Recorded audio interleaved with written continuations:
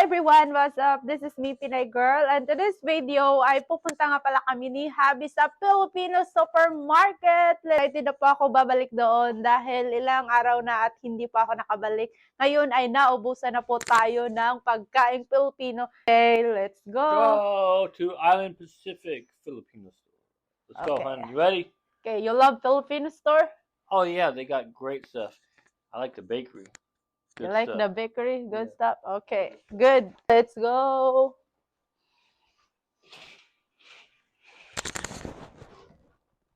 Ito nga pala yung labas ng aming apartment kung nakikita nyo dahil on the way na po kami sa Filipino Supermarket at sobrang excited din ako na may time kami na pupunta doon ni Habi. Papunta na nga kami ni Habi doon and see you in a bit, Filipino Supermarket. And ngayon papalabas na po kami ng aming apartment. Ang saya sa pakiramdam no kapag magkasama kayong dalawa at may time kayo together na hindi lang puro trabaho. Nandito na nga kami sa harap ng Filipino Supermarket at nagpa-park na kami kanina pa lang at lalakarin na lang natin no. Nandito tayo sa Island Pacific Seafood Market. Ito po ay sa Tacoma Federal Way, malapit lang din sa amin, mga 20 minutes away.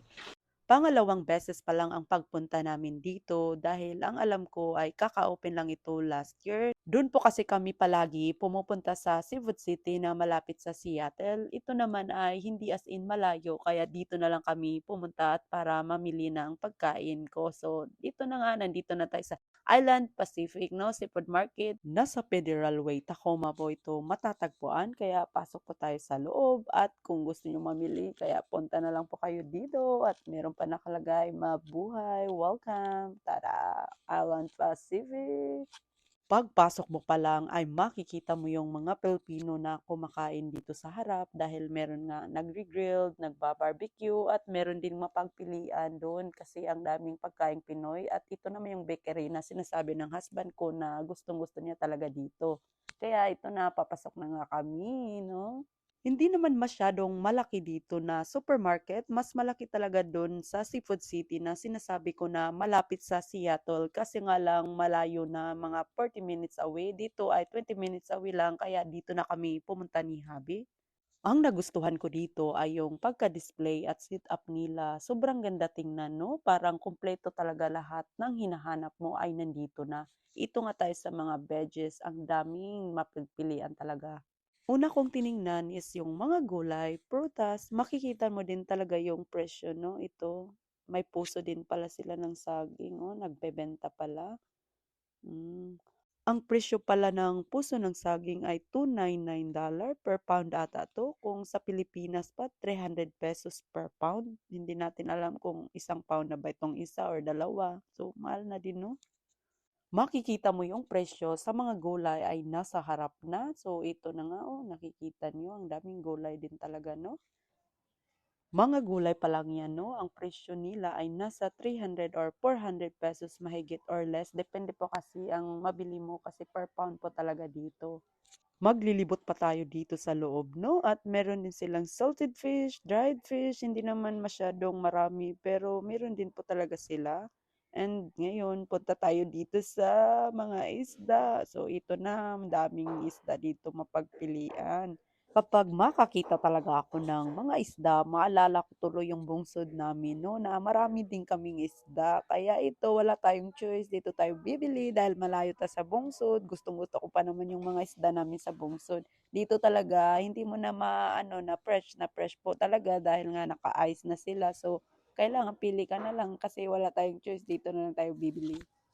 Pero guys, sobrang thankful ako na nandito ako nakatira sa Washington dahil kahit saan ako magpunta ay napalibutan talaga kami ng Filipino supermarket, no? Sa City of Liquid po kasi kami nakatira ni Habi. So convenient po talaga lahat, malapit talaga lahat sa amin. Ito yung shrimp at meron din nakalagay na presyo per pound po, $5.99 per pound yung shrimp at meron din pala silang lobster, no? Isa na lang ang natira, by per pound po talaga sila, 9.99 po yung lobster. Kayo na po bahala mag-convert kung magkano. So ito tayo, dito tayo, libo tayo sa mga isda. Pagdating ko talaga dito sa Washington, hindi ko talaga akalain na maraming Filipino supermarket, 'no, at malapit din talaga kami ni hubby, accessible talaga lahat.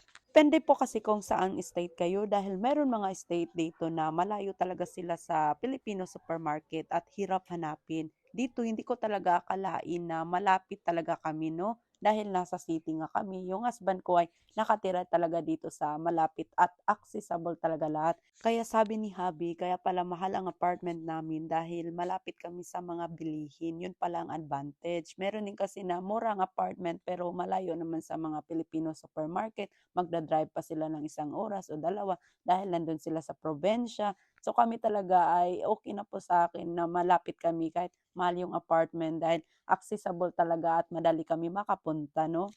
Sa mga nagtatanong kung malapit nga ba daw kami talaga sa Seattle. Yes po, shoutout po sa mga taga Seattle, may kakilala po ako diyan. Yes po, malapit lang po kami sa Seattle, SeaTac Airport, 40 minutes away lang po, hindi naman as in malayo talaga. Sa Seattle po kasi ay mataas din ang cost of living at mahal din yung renta. Sabi nga ni Habi na ayaw namin doon magrenta dahil mas mahal talaga kaysa dito. So dito na lang kami sa sa Lakewood, no, dahil nga mas mura din naman kahit 40 minutes away lang kami sa SeaTac Airport, madali lang naman namin mapuntahan kaya why not na bakit kami mag-move out dun sa Seattle. Pero mataas din ang per hour dun kaysa dito, no, dahil mataas ang cost of living, mataas din ang per hour. Ganun po talaga dito. Pero para sa akin, ang mahal na ng renta namin dito sa Washington. Kailangan mo talagang magtipid. Doon naman sa Seattle, medyo konti lang naman ang diferensya. Pero mas mataas talaga doon kasi nga mahal ang cost of living din. Kaya dito na muna talaga kami. Ayaw namin ng lumipat-lipat kasi ang mahal. Mahirap po talaga kapag lumipat-lipat ka ng apartment. Kahit gustuhin man namin doon kami sa Seattle, pero iniisip namin ang gasto, mga gamit, gasolina, yung pagod. Grabe, nandun na talaga lahat. Kaya nag-stay talaga kami ni Happy para magtipid kami.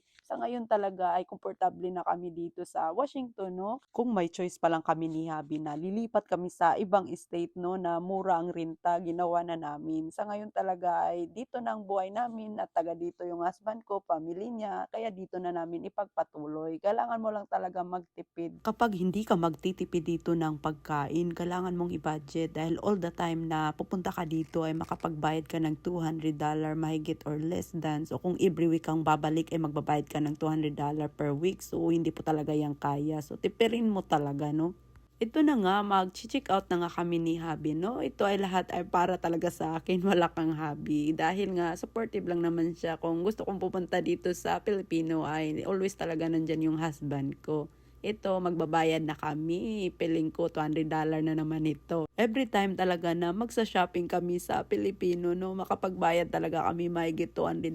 Depende din po talaga ang bibilin mo. Kung marami ang kukunin mo, mas more pa yan sa $200 talaga. Kaya titingnan mo din yung mga presyo, no, bago ka kukuha. Hindi ka kuha ka lang ng kuha dahil wala tayo sa Pinas, dito tayo sa Amerika. Dahil the more marami, mas mahal. Sa mga pagkain ko talaga, ako ang magbabayad. Gusto ko talaga maging independent, no, na hindi laging umaasa kay hubby. Meron naman akong trabaho. Gusto ko ipakita sa kanya na kaya ko nang gawin, makapag-shopping na ako. At sobrang proud ako sa aking sarili na ako nang magbabayad sa aking mga pagkain. Kung anong gusto kong bilhin ay mabibili ko, 'di ba? Hindi na umaasa sa husband mo palagi dahil marami ding responsibility yung husband ko, yung apartment namin. Sobra po talaga ang dami. Kami din po kasi talagang nagsasabi na kapag may apam ka ay mayaman ka na. Dapat yung apam mo ang bumubuhay sa'yo. Dapat buhay prinsesa ka lang. Maganda ang buhay mo dito sa USA. Ano naman ding mga ibang Pinay na nakapangasawa ng puti na hindi sila nagtatrabaho dahil ayaw sila patrabahin ng kanilang husband. Depende po talaga sa status mo, no?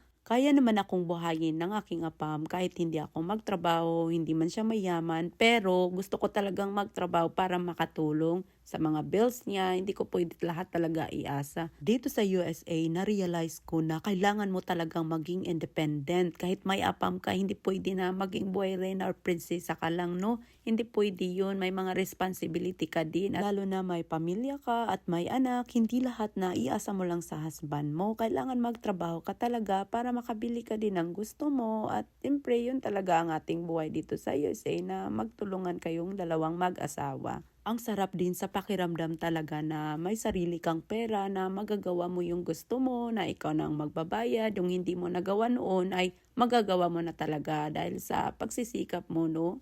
Kung yung iba ay hindi na kailangan magtrabaho, maganda na ang kanilang buhay, ay okay po yun. Dahil iba-iba po talaga tayo ng status dito sa USA. Palabas na kami ng supermarket, no? Dahil tapos na ang ating shopping. I think guys, that's all for today. And thank you for watching me. See you in my next video.